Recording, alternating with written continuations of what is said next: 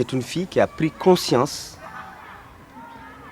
des enjeux de l'éducation. C'est une histoire qui me touche, qui me va droit au cœur.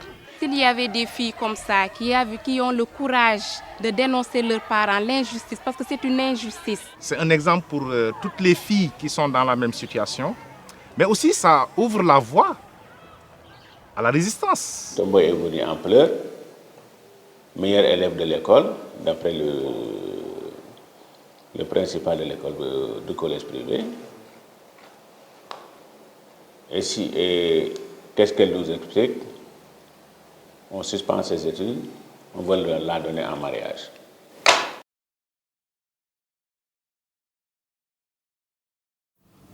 Depuis non gila maminati CI école en 6e et CI monsieur Koulibaly wonno premier année maître c'est Koulibaly on ko velengraɗo mbo woni on wonno premier année monsieur CI elewɓe mi bokkino CI depuis CI ha CM2 mi waɗa redoublé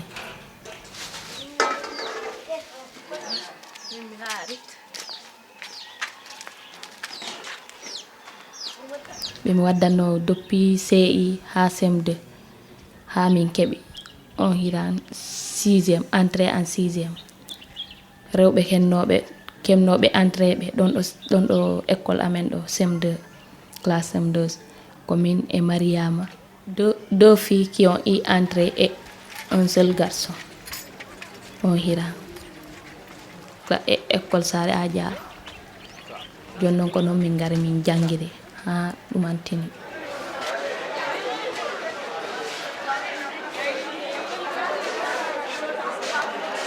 après on suman ko ni rowane koro am mbiyeteɗo Abdoulaye o addi kam ga wele ngara fulɓe roro galle am Sarguina on ko tanta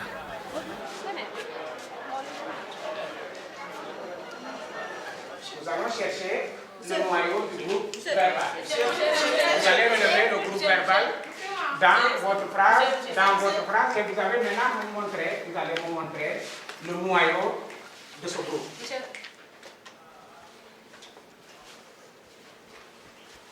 Attribué au sujet.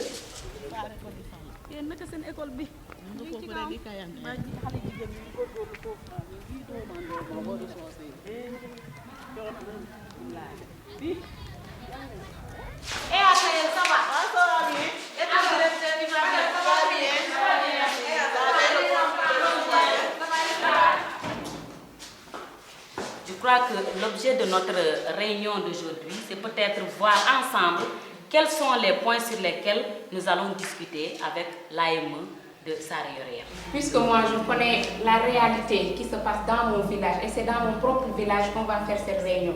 On va parler avec la population. Il faut mettre le maintien des filles à l'école. Lorsque Aide-Action était venue, on a tenu une petite réunion avec l'AME.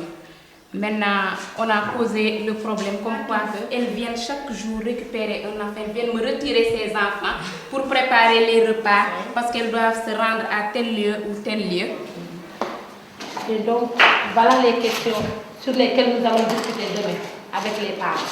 Depuis 1995 que nous avons mis sur pied le CEDEPSCOFI, c'est-à-dire le comité départemental des enseignantes pour la promotion de la scolarisation des filles, nous sommes en train de mener justement des actions pour promouvoir la scolarisation des filles. Ça peut être par exemple faire le porte-à-porte pendant les inscriptions pour inscrire massivement les filles à l'école. Pour ce qui est du maintien, elles peuvent, à chaque fois que les filles s'absentent, elles peuvent en comité aller voir les familles, la famille de la fille qui est absente pour voir pourquoi elle n'est pas venue à l'école.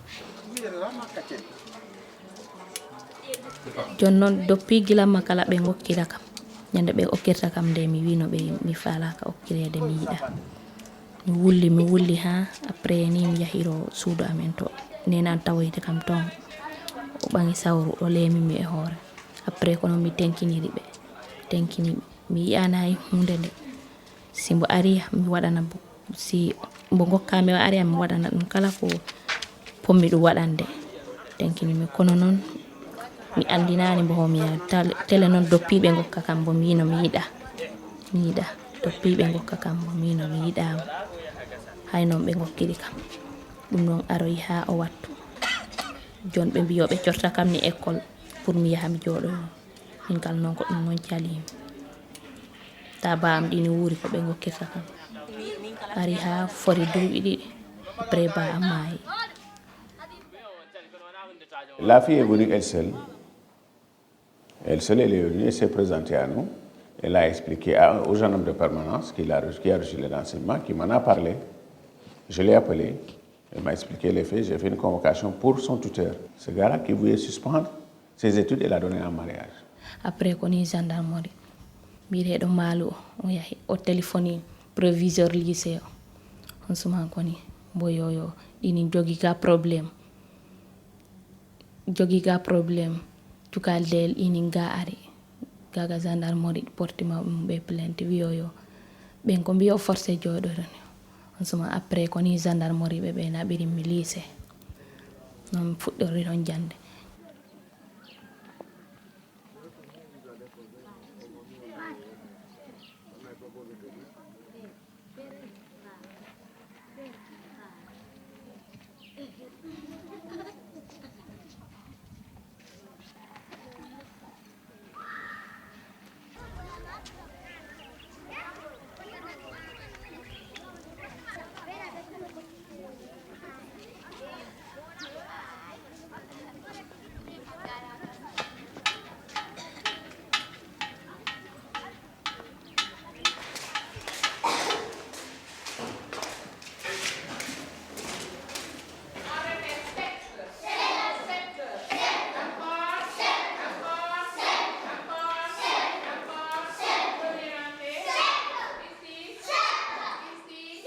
Dans ma classe, j'ai plus de filles que de garçons. Je suis vraiment heureuse, je suis contente. Durant tout mon cursus professionnel, dans le métier que je pratique, c'est la première fois à Sarayore que j'ai un effectif de filles aussi élevé.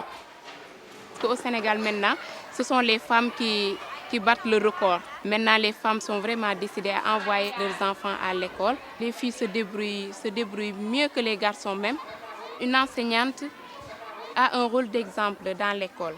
Parce que d'habitude, quand je demande à mes filles, lorsque vous serez grande, quel métier désirez-vous pratiquer? Elles répondent, nous voulons être enseignantes, nous voulons être comme madame.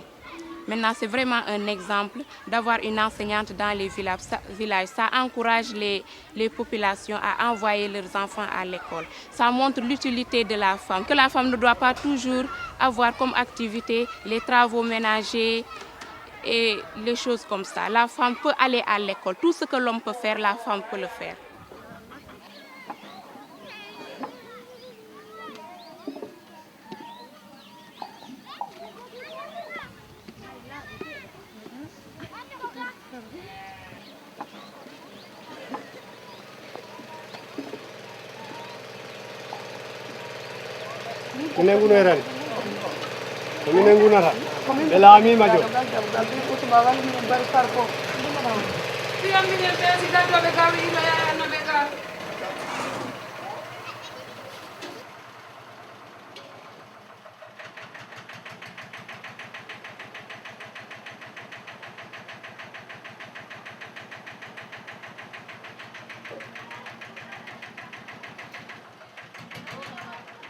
Samme jokka bimbi min cotta ñalowma min duufa kikiɗe gila noon mulen o ari ɗo min cotti bimbi han kikiɗe min duufa ɗo mulen ɗo ñallal ngal fof miɗen powti yaddana minen nden nafoore buy ha donc noon jande sukaɓe nde machine o ɗi walle minen tigui saabu par exemple si kono min ni Maria ɓiɗɗo goto debbo joguimi si tawi mi una bimbi mi una ñalawma mi una kikiɗe mi wawatamo tenkimbo yaharo école on noon ɓay machine o ɗi woodi mi wawa immade law mi sokka gawri am ndi mi sottani mine ɓinguel am ngel tuma école o yontanta min cottidi ji goɗɗi ngari ñaagui minen lamdi minen hominen mbaɗa kawral men mbiyo ha minen mbaɗa lewru yo walla yontere yo walla balɗe ɗiɗi yo ñande tarde min mbaɗa kawral min daari hono min mbawta ittirde nde tampere gonde e nder amen min mbiyo ko ma min dutto e jande he si a yi minen mawɓe ɓe minen janga hanko ɓiɓɓe amen ɓe min jangina ɗumen min daɗa min tampere nde min goddinde ɓay minen min jangano komin goni cukale ɗum waɗi minen janga min lamdi noon société éducation no min paaɓe duɗal pular min jangi pular ha min gandi woodi ɗo min tolni éducation kala wi o woodi ɗo min tolni min lamdi minen hoɗum oɗe caɗele wallata minen ha min jaharo yeeso min mbiyo ko machine woni premiére saabu si min keeɓi machine ha min golla ɓiɓɓe amen ɓe golla to école to min jangga min liggoro sardeji eko wayi noon eko wayi noon si tawi woni golle galle ɗe ɗi gussi gussagol golle ɗe ngol piiw ko tawi uytani minen ko ngunu ɗum wonani minen piiw ha